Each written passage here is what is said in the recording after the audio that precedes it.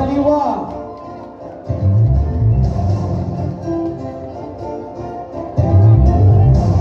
Candidate number 5 sa kanan.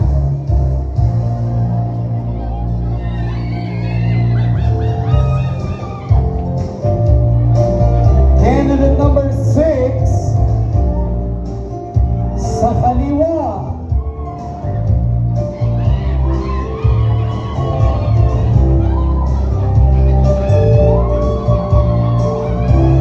Candidate number 2 sa kanan.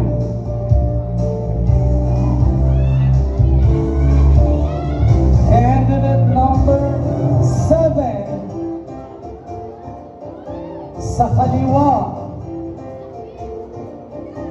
Ladies and gentlemen, our top 8. Congratulations. Ladies, thank you. We have candidate number 13, 2, 5, 6, 7, 8, 11, and 12.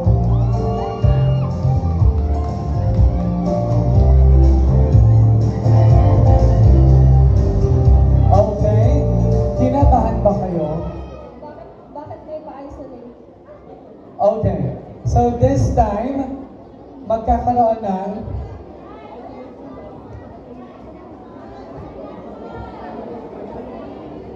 ang question po ng 8 candidates will going to the member of our judges. Okay?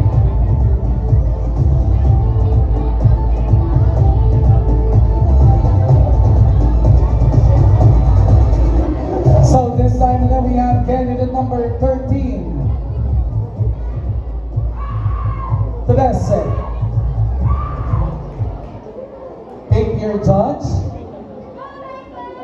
And that is judge number Kagawad Mitch Largo Abulio.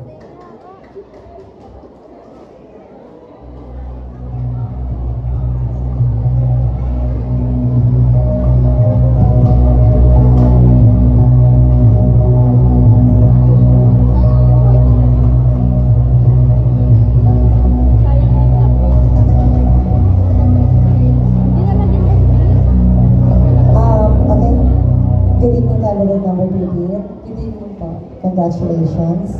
Thank you po. Handa ka na ba? Yes po. Okay. Napakasimple lang ito, ha? Ano ang pinakamahalagang natutunan mo sa pagsali sa ganitong klaseng kapintana? The lesson that I have learned is about determination and perseverance. My determination is the key for me to achieve my goal. And I really believe in myself. I love myself and I care myself and support myself because I am a woman and this month is empowerment.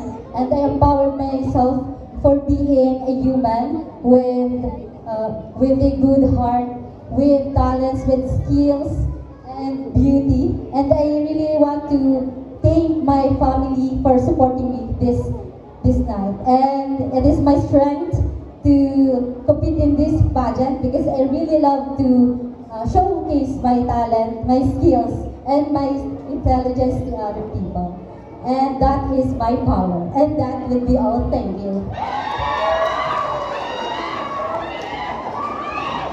Thank you so much, candidate number 13. Thank you so much, SK. This time, let we have candidate number 2.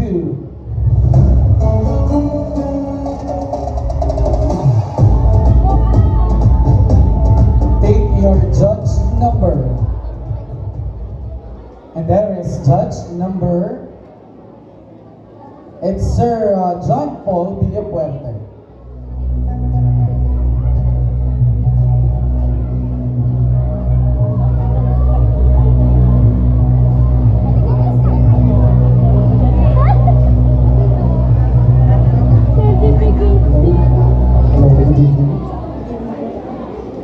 Do you think that social media plays a vital role in today's generation? Why or why not? Again, do you think that social media plays a vital role in today's generation? Why or why not? Ang sagot ko po ay oo. Oo, kung ito ay gagamitin mo positive way, not in a negative way. In a positive way to inspire others and to advocate the changes that you want to change in your community. At kung ito naman ay gagamitin sa negative way, then it doesn't play a vital role in this community. Dahil ang social media, if you use it in a positive way, you can inspire others and believe in yourself. They will take actions on that. Thank you. Thank you so much, candidate number 2. This time, now we have candidate number 5.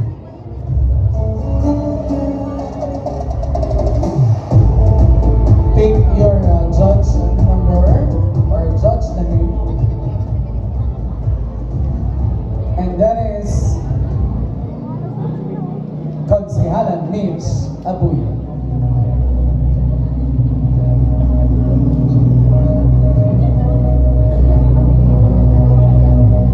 Okay lang ba na ibigay ko na sa iba? Kasi 2 naman kami and then 2 naman yung okay lang, ibigay natin sa iba. So we're giving you the power to pick among all the judges except Sir John and Ma'am Mitch. Sino ang gusto mo sa kanila? Si Ma'am Maricel Velasco po. Good evening and congratulations. Do you think artificial intelligence shape the future of humanity? Why? Do you think artificial intelligence shape the future of the humanity? Why? Can you just please translate it in Tagalog? Sa iyong palagay, ang artificial intelligence ba ay huhubo sa sangkatauhan? Bakit? For me, no. Because sa panahon ngayon, ng mga kabataan ay umaasa na lamang sa artificial intelligence. So, hindi natin napapakita yung tunay nating galing. So, for me, no. Because kung meron tayong ating galing, dapat ipakita natin ito. Hindi tayo bumase lamang sa artificial intelligence. Dahil, katulad nga ng sinabi ko, hindi mo mahuhubog ang sarili mong kaalaman kung umaasa ka lang sa artificial intelligence. Because we have our own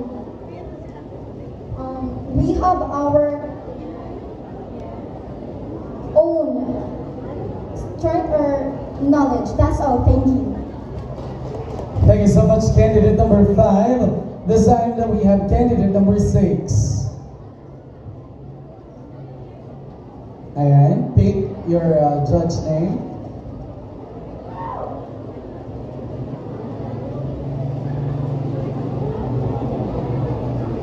It's Ma'am Janeline Orbilio.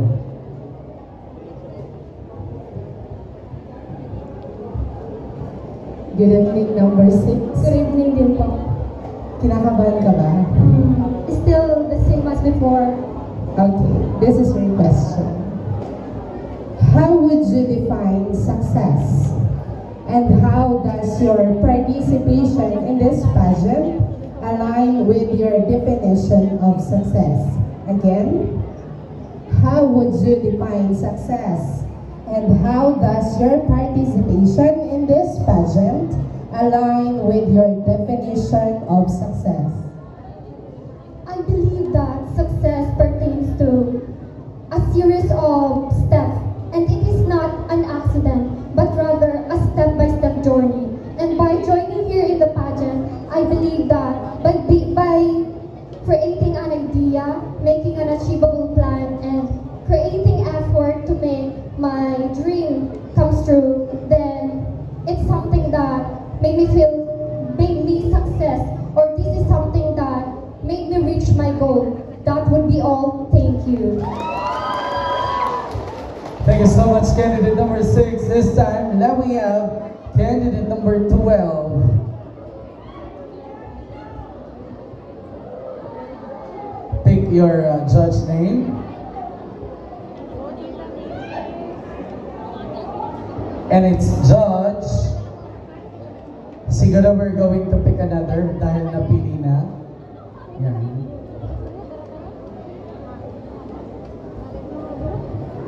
It's Ma'am Paula Erica De Jesus.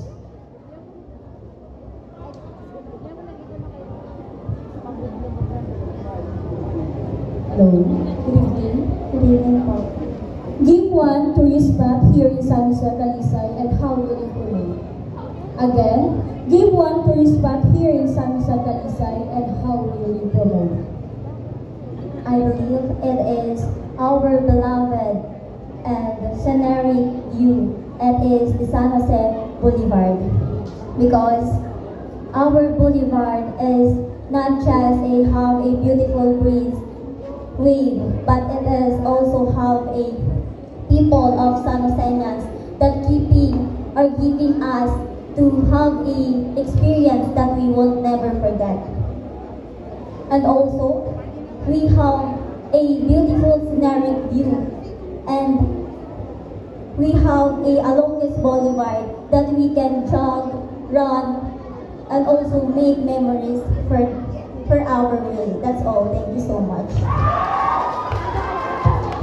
Thank you so much, candidate number 12. This time, let me have candidate number 8.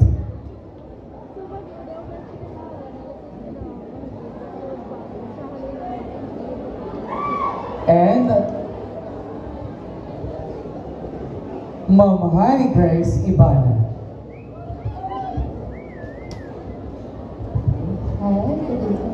Good evening po. So here's my question. With the 2025 local and national election approaching, what do you think is the role of women during this time? Again, with the 2025 local and national elections approaching, what do you think is the role of women during this time? Sa tingin ko po, ang role ng mga kababaihan ay mag-voice out po ng opinion nila about politics. Kasi nagtitake over na po yung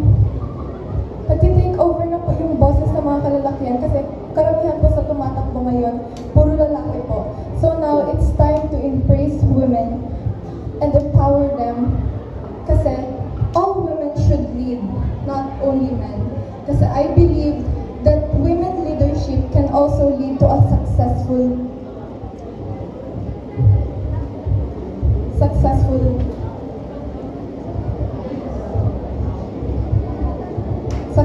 community. Thank you so much. Thank you so much, candidate number 8. This time, last but not the least, it's candidate number 11. And your judge is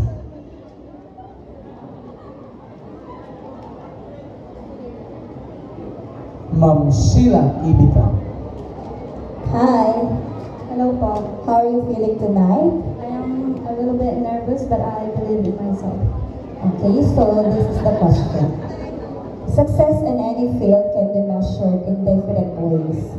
Some people chase titles, trophies, and other evidence, seeing them as the ultimate proof of their achievements, while others prioritize leaving a lasting impact, inspiring change, or making a difference in the lives of others. So this is the question. For you, what would matter more, winning the title or leaving a lasting impact?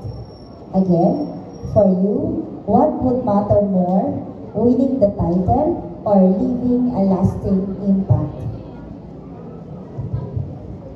I believe what matters to me more is living a life with impact. As a woman, in today's month, we know that women empowerment today's month is women empowerment. I believe that me as a woman can have a big impact to everyone. I encourage everyone to break stereotypes and amplify women's voice to shape a better community. Because I want you to remember that there is no limit to what women accomplish, and I thank you. Thank you so much, candidate number 11. Thank you so much, candidates. And of course, maraming salamat po for the rest of our candidates, especially to the member of the panel of jury for tonight's competition. Maraming salamat.